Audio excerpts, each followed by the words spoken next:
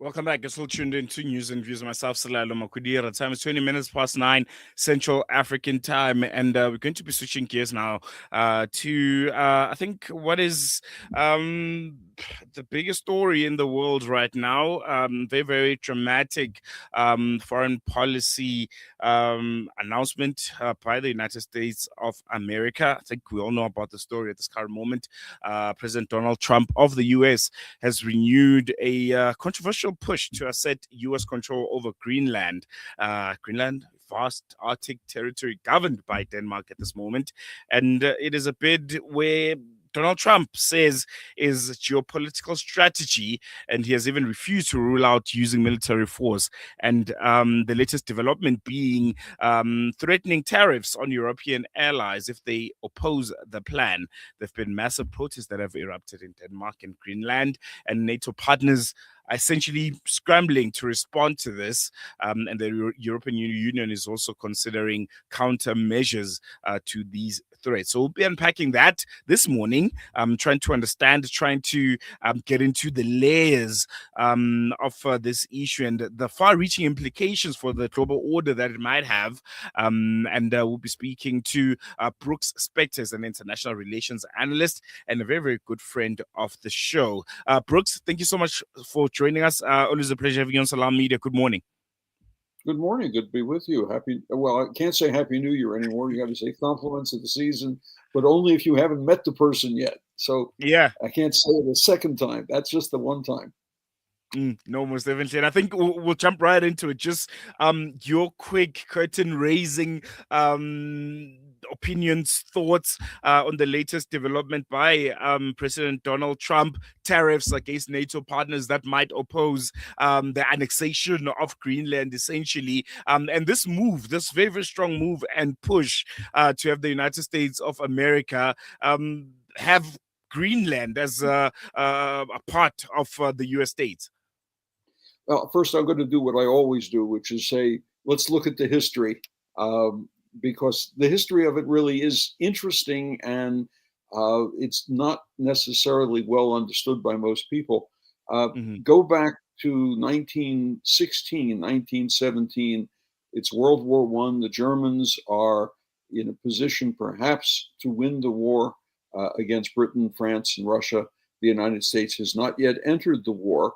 And the Americans commenced negotiating with Denmark, so far a neutral nation, but clearly hospitable toward Germany, given the fact that it is an actual neighbor.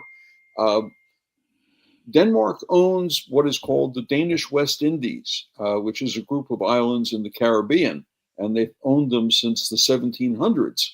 And the United States engages Denmark to sell to America those islands, because in the background, the fear was that the Germans would be able to make use of those islands and their ports and harbors as bases for submarines in the middle of World War I, even though the U.S. is not technically in the war.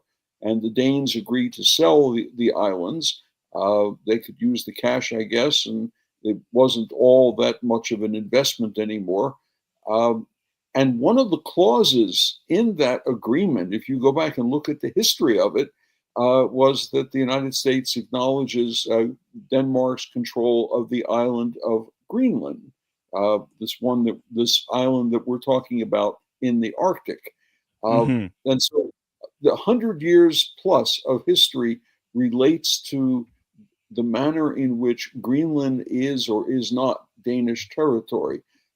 During World War II, the Americans, the Allies, gain agreement from the government in exile of Denmark, because it's been conquered by the Germans, to establish reconnaissance bases and weather stations in Greenland. This is all before, satellites and that kind of weather forecasting. And a place like Greenland is crucial to the war effort to assist in understanding the weather patterns, which will affect the way that the vital convoys are going to be protected, and even the D-Day invasion of Normandy during World War II. after the war, there is a treaty, the U.S. and Denmark.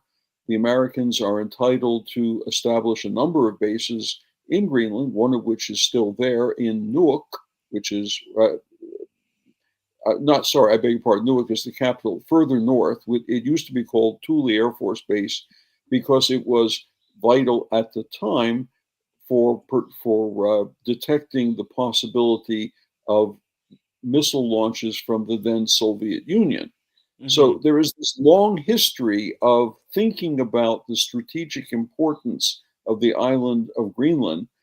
Even though its name is a misnomer, it's not green, and that's a bit of clever advertising by the Viking captain Eric the Red back in the 900s, who told would-be settlers that it was a green island instead of what it really was, which was a giant block of ice.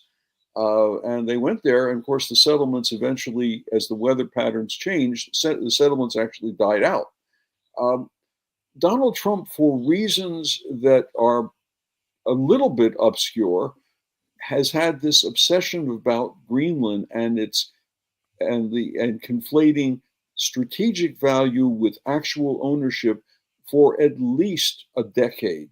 And it's not entirely clear to me where this has come from, other than perhaps old memories of hearing about the name Greenland as a child, perhaps even during his early years. But he has fastened on to this as the thing that will determine whether or not the Western allies in Europe work with him or against him. And he's laid claim to it. The Danes and the people who live in Greenland both have said, wait a minute, this island is ours. It's not for sale. You can't have it. Now, please go away. Notwithstanding the fact that the treaty from 1951 still allows the U.S. to have bases there. It still allows for the negotiation of commercial activities for mining, should such a thing be possible. Mining in Greenland is not for the faint-hearted. I mean, it's not like sticking a shovel in the ground and digging up what you want. For the most part, you have to go through a mile. What is that? Almost 1.5 kilometers of ice and snow to even get to the surface. So mining is not at this point commercially viable for almost anything. But it does have quite clearly a strategic place. If you look at a globe, you'll see that it is almost contiguous with Canada and Alaska across the northern rim of North America. And on the other side of the globe, of course, there is the Siberian territories of Russia.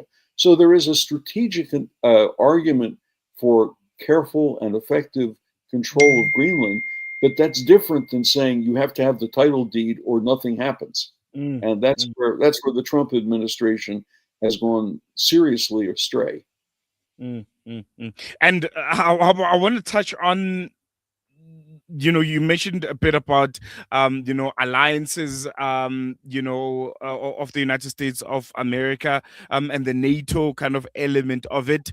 You mentioned that Denmark, as part of NATO, essentially rejected the notion that the US can just simply seize or acquire Greenland. But if Donald Trump does pursue this further, how could it affect NATO cohesion, particularly with Russia and China also watching closely? Well, how it will affect NATO cohesion if something like this were to actually happen is it would be the death knell of NATO, in large part, because here you would have the horrible irony of one NATO member militarily attacking the other, in spite of the nature that they're allies, and because the NATO Charter, Article 5 of the NATO Charter, says an attack on one is an attack on all, that would, in theory, compel all the other NATO members to come to the defense of Denmark. This way lies chaos and the destruction of the Western Alliance. And I think, to some degree, this also reflects the idea that Donald Trump doesn't really believe in multilateral organizations like NATO.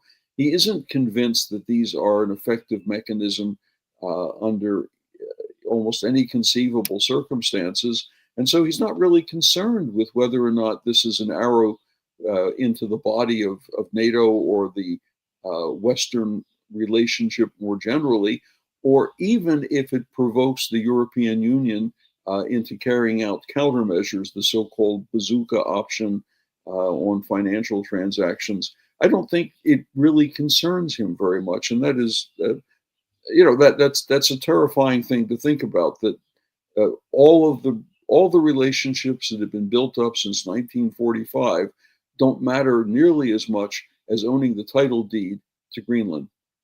Mm, mm. There's also a rising argument that Trump's push for Greenland almost reflects an anxiety about Arctic influence. You know, you mentioned the strategic positioning of Greenland, but the Arctic influence from Russia and from China. How feasible is that argument? You know, Trump famously said, if we don't take it, well, Russia or China will be taking it. What do you make of that conversation and sentiment? Okay, 3 points. First of all, yes, of course, Greenland is strategic, and I think the whole history that we describe points to the fact that it is a strategically important location and territory. But that's different than saying if we don't own it and control it, and send our police force there to enforce it, uh, then it none of the strategic values are governed. It is true that both Russia and China are actively engaged in patrolling the Arctic Ocean.